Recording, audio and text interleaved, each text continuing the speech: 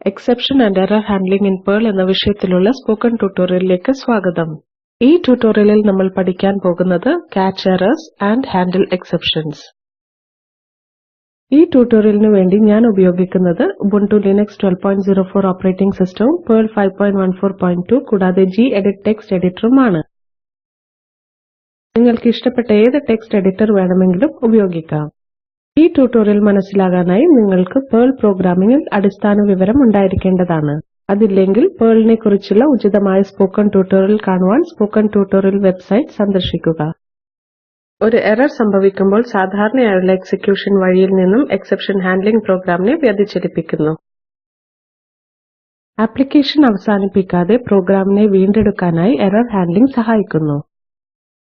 നമുക്ക് പല രീതിയിൽ പിഴവുകൾ കണ്ടെത്താനും തിരിച്ചറിയാനും കഴിയും. ഇതിൽ സാധാരണമായി ഉപയോഗിക്കുന്ന കുറച്ച് രീതികളെക്കുറിച്ച് നോക്കാം. മറ്റു നടപടികളൊന്നും എടുക്കാതെ ഒരു മുന്നറിയിപ്പ് സന്ദേശം നൽകാനായി warn ഫംഗ്ഷൻ ഉപയോഗിക്കുന്നു. die ഫംഗ്ഷൻ എക്സിക്യൂഷൻ അവസാനിപ്പിച്ച ശേഷം എറർ മെസ്സേജ് പ്രദർശിപ്പിക്കുന്നു. ഞാൻ മുന്നേക്കൂട്ടി സേവ് ചെയ്തു വെച്ചിട്ടുള്ള ഒരു മാതൃകാ പ്രോഗ്രാം ഉപയോഗിച്ചുകൊണ്ട് die ഫംഗ്ഷനെ കുറിച്ച് നമുക്ക് മനസ്സിലാക്കാം. ടെർമിനൽ തുറക്കുക, എന്നിട്ട് gedit die.pl ആമ്പർസാൻഡ് എന്ന് ടൈപ്പ് ചെയ്യുക, അതിനുശേഷം എന്റർ അമർത്തുക. ഇത് die.pl ഫയലിലെ കോഡ് ആകുന്നു. നമുക്കിനി ഈ കോഡ് മനസ്സിലാക്കാം. ഇവിടെ നമ്മൾ divide എന്നൊരു ഫംഗ്ഷൻ നിർവചിച്ചിരിക്കുന്നത് അത് രണ്ട് ഇൻപുട്ട് പാരാമീറ്റർസിനെ എടുക്കുന്നു, അതായത് $numerator കൂടാതെ $denominator. ഫംഗ്ഷനിലേക്ക് പാരാമീറ്റർ ലിസ്റ്റ് അയക്കാൻ ഉപയോഗിക്കുന്ന ഒരു സ്പെഷ്യൽ വേരിയബിൾ ആണ് @_. ഡിനോമിനേറ്റർ 0 ആകുമ്പോൾ die ഫംഗ്ഷൻ സ്ക്രിപ്റ്റിൽ നിന്ന് പുറത്തുവരും. അത് ഉപയോക്താവിന് വായിക്കാനുള്ള എറർ മെസ്സേജിനെ പ്രദർശിപ്പിക്കുന്നു, അല്ലെങ്കിൽ ഔട്ട്പുട്ടിനെ പ്രിന്റ് ചെയ്യും. ഫംഗ്ഷൻ കോൾ പ്രസ്താവനകൾ ഇവയാകുന്നു. രണ്ടാമത്തെ ഘടകം 0 അല്ലാത്തതിനാൽ ആദ്യത്തെ രണ്ട് പ്രാവശ്യം ഫംഗ്ഷൻ എക്സിക്യൂട്ട് ചെയ്യപ്പെടും. മൂന്നാമത്തെ തവണ ഡിനോമിനേറ്ററിന്റെ വില 0 ആയതുകൊണ്ട് die ഫംഗ്ഷൻ എക്സിക്യൂട്ട് ചെയ്യപ്പെടും. die ഫംഗ്ഷൻ സ്ക്രിപ്റ്റിനെ നിർത്തുന്നതിനാൽ അവസാനത്തെ divide ഫംഗ്ഷൻ എക്സിക്യൂട്ട് ചെയ്യപ്പെടില്ല. പ്രോഗ്രാം സേവ് ചെയ്യാനായി Ctrl+S അമർത്തുക. നമുക്കിനി പ്രോഗ്രാം എക്സിക്യൂട്ട് ചെയ്യാം. ടെർമിനലിലേക്ക് തിരിച്ചുപോയി perl die.pl എന്ന് ടൈപ്പ് ചെയ്യുക, എന്നിട്ട് എന്റർ അമർത്തുക. ഔട്ട്പുട്ട് ഇവിടെ കാണുന്ന പോലെ പ്രദർശിപ്പിച്ചിരിക്കുന്നു, can't divide by 0.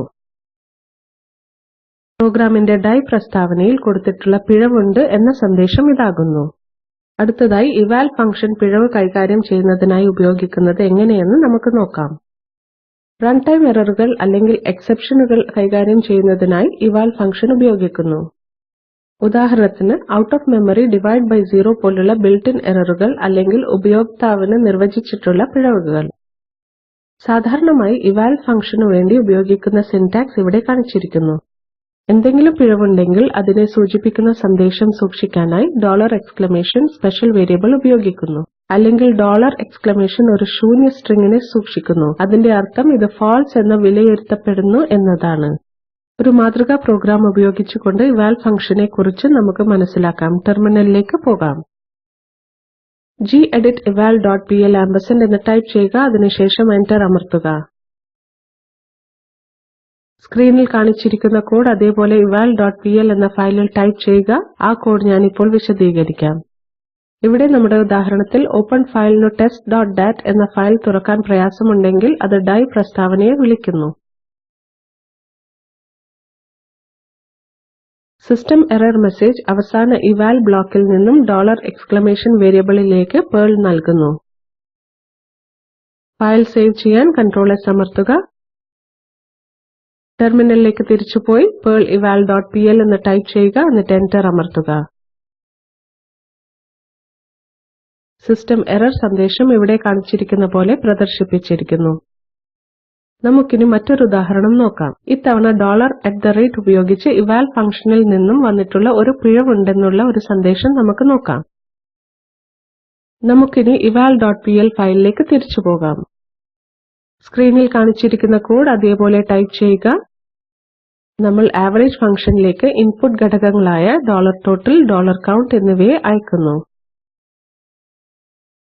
കൌണ്ട് 0 ആണെങ്കിൽ നമുക്കൊരു എറർ കിട്ടാനുള്ള സാധ്യതയുണ്ട്.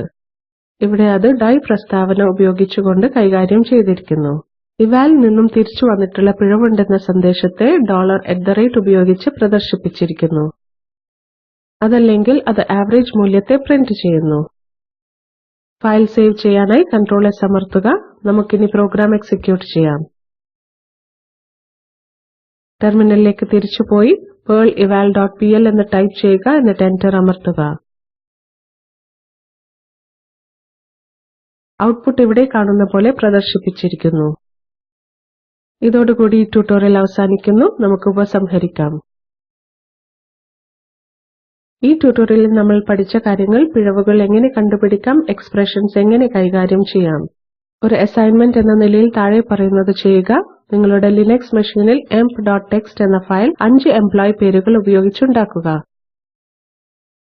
emp.txt എന്നതിന്റെ അനുമതി റീഡ് മാത്രം എന്നാക്കുക.